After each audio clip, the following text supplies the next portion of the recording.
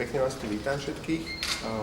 Tak ako sme hneď po voľbách avizovali, chceme byť 4 roky konštruktívnou opozíciou. To znamená, že nebudeme len bezhlavo kritizovať, ale chceme navrhovať alternatívne a podľa nás aj lepšie riešenia. Lepšie riešenie jedno vám predstaví Peter Pola. Dobrý deň, prajem. Vláda Slovenskej republiky v súčasnosti pripravuje program vyhlásenia vlády, ktoré teda bude programom na 4 roky. Premiér Fico sa niekoľkokrát vyjadril k rómskej problematike v poslednom období a jedno zo základné nejaké riešenie premiéra Fica, najmä v oblasti vzdelávania, je návrh zriadenia internátnych škôl pre rómske deti. Táto téma internátnych škôl sa vôbec nezrodila na Slovensku, táto téma v podstate je vyskúšaná v niekoľkých krajinách. Veľmi dobrým príkladom zriadenia internátnych škôl je Austrália, kde si na znak tohto zriadenia internátnych škôl dnes v Austrálii pripomínajú deň ospravedlnenia všetkým domorodcom, ktorí teda tieto internátne školy absolvujú. Skúsenosti s internátnymi školami má aj Kanada alebo Vatikán. Výsledkom ich činnosti je taktiež ospravedlnenie kanadského premiéra a aj pápeža. Neskúšajme zlé riešenia, ak sme nevyskúšali tie dobré. Naše riešenie v oblasti vzdelávania, ktoré pokladáme taktiež ako premiér Fico za prioritu, je povinná predškolská výchova pre deti, ktoré pochádzajú z rodín v hmotnej núdzi. A gro teda nášho návrhu spočíva v tom, že navrhujeme zaviesť celodenný výchovný systém pre deti, ktoré pochádzajú zo sociálnych skupín obyvateľstva, pre deti, ktoré teda sa nachádzajú v hmotnej núdzi. Je to teda systém, ktorý umožňuje prísť dieťaťu o 7:30 do školy a napríklad o 5:00 ukončiť tú svoju činnosť v škole a ísť domov.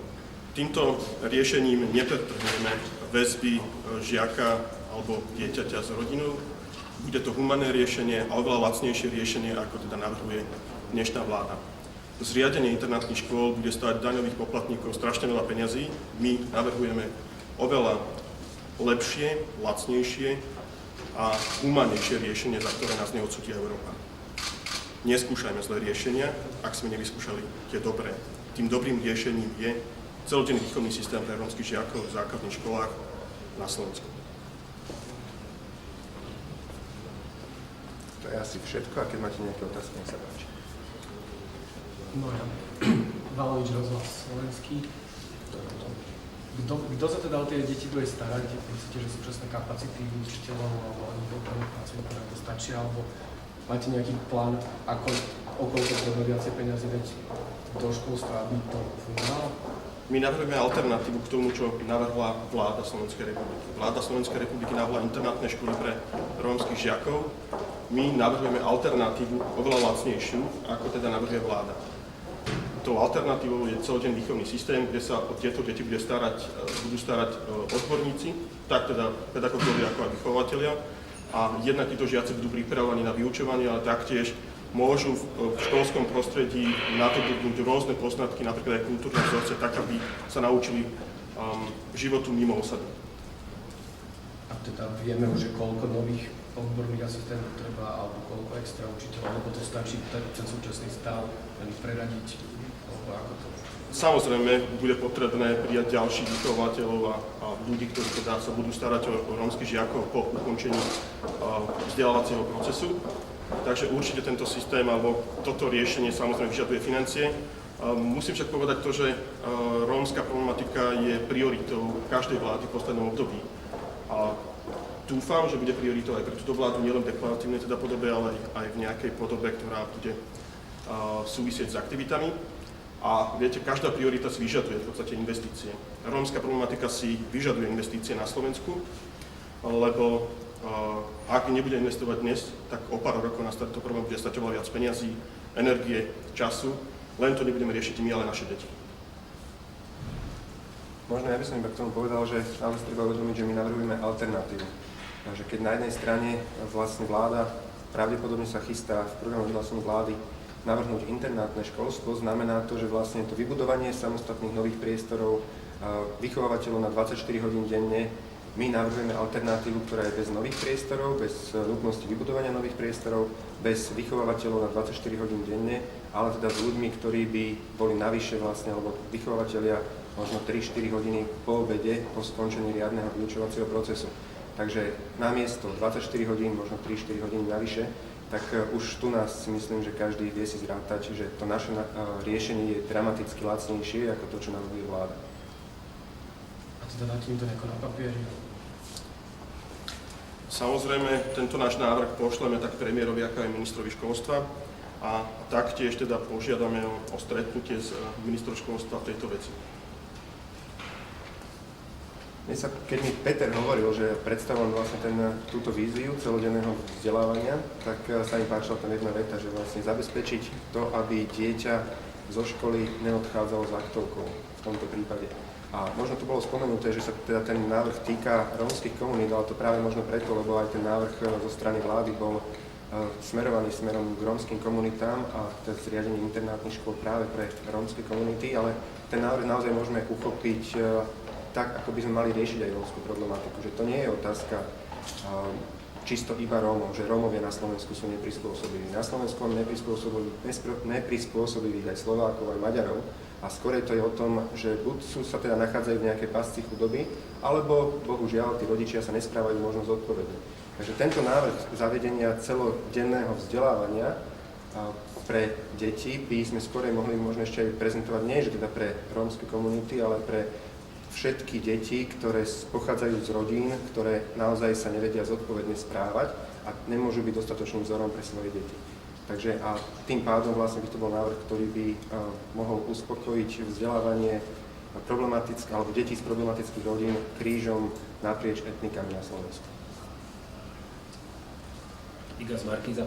Pán Polák, vy ste spomínali na začiatku aj nejaké ospravedlnenie v iných krajinách, takže tie internátne školy, tam sú podľa vás problémom nielen financie, ale aj niečo iné. A ešte otázka na pána Matoviča z hľadiska vás riešenie a vyriešenie rómskej problematiky, keď to tak nazveme. Do akej miery je dôležité v porovnaní s inými problémami, ktoré sú v spoločnosti, keby ste to mohli porovnať napríklad, ja neviem, s nezamestnanosťou alebo s kriminalitou?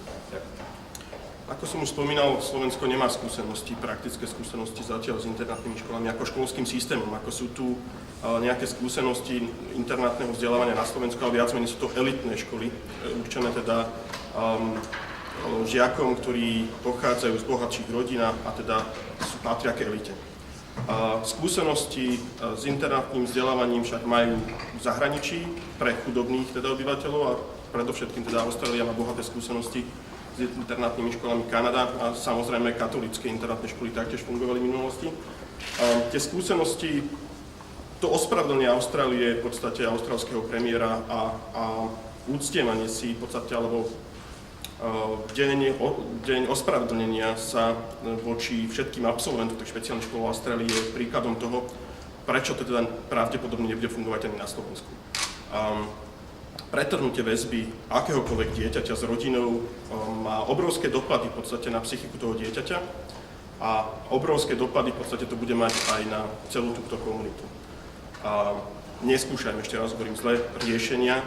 Toto je zlé riešenie. Máme oveľa lepšie riešenia a to lepšie riešenie je celodenný výchovný systém, kde to dieťa všetko to, čo teda môže absolvovať v internátnom vzdelávaní, nadobudne tieto poznatky v celodennom výchovnom systéme a nepretrhneme väzby medzi žiakom alebo dieťaťom a rodičom.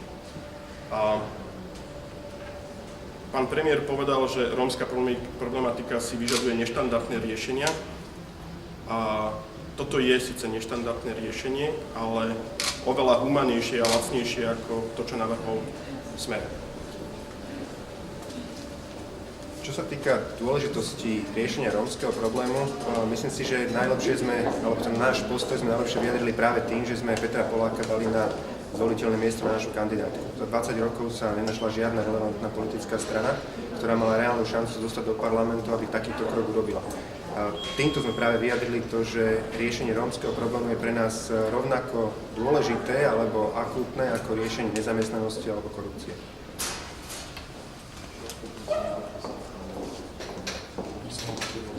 Agentúra si to celodenné vzdelávanie by bolo povinné, alebo by to fungovalo na báze dobrovoľnosti?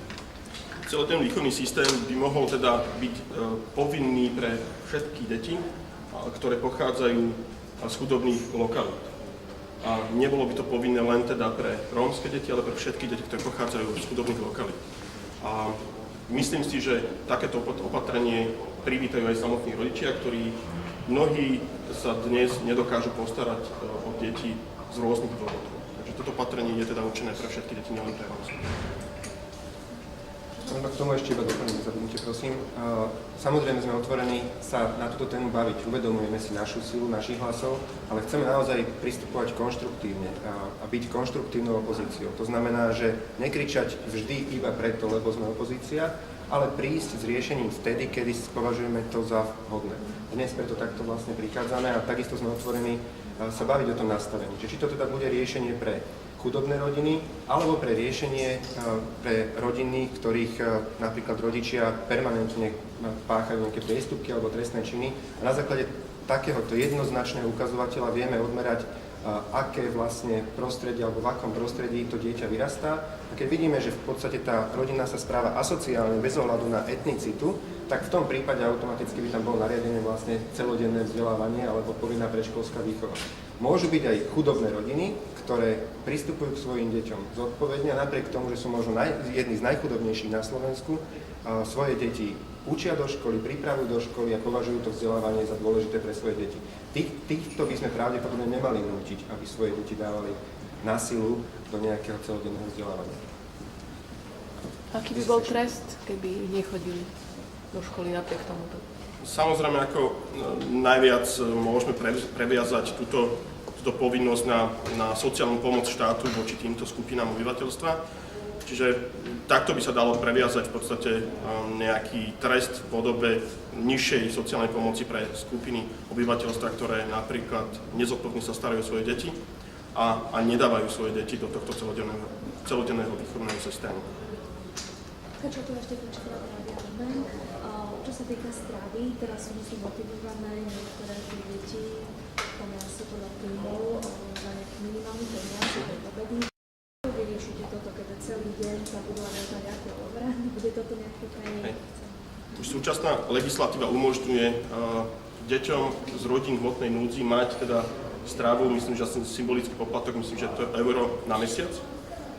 Čiže tento náš celodenný výchovný systém samozrejme bude vyžadovať aj stravovanie pre tie deti. Nepredpokladáme vysoký nárast financií potrebných na tento systém, ktorý navrhujeme. Samozrejme nejaké investície si to bude vyžadovať, ale nie nejaké enormné zvýšenie financií do tohto systému. Ja by som sa chcela spýtať, či máte nejakú víziu nastavenia toho systému celodenného vzdelávania, či tie deti prilákať do školy aktivitami, alebo či len tým prístupom tých vychovávateľov a učiteľov, lebo deti, nehovorím, že rómsky, ale celkovo neprispôsobivé, odchádzajú z vyučovania, neviem, cez okno a podobne, aj keď majú ešte povinnú školskú dochádzku. Ako to zabezpečiť, aby chceli chodiť do školy? Samozrejme, tento celodenný výchovný systém je o vzdelávaní a výchove a tá druhá časť znamená v podstate voľnočasové aktivity a aktivity, ktoré teda by mali udržať žiaka v škole, čiže aktivity, ktoré sa žiakom budú páčiť a samozrejme aktivity smerujúce k príprave tohto žiaka na ďalšie vyučovanie. Ak sa vyskytne takýto problém, o ktorom ste rozprávali, zase teda poviem iba to, že je potrebné previazať sociálnu pomoc štátu napríklad na dochádzku, na prospech alebo v podstate na to, že či to dieťa bude súčasťou tohto systému, ak mu to bude nariadené alebo nie.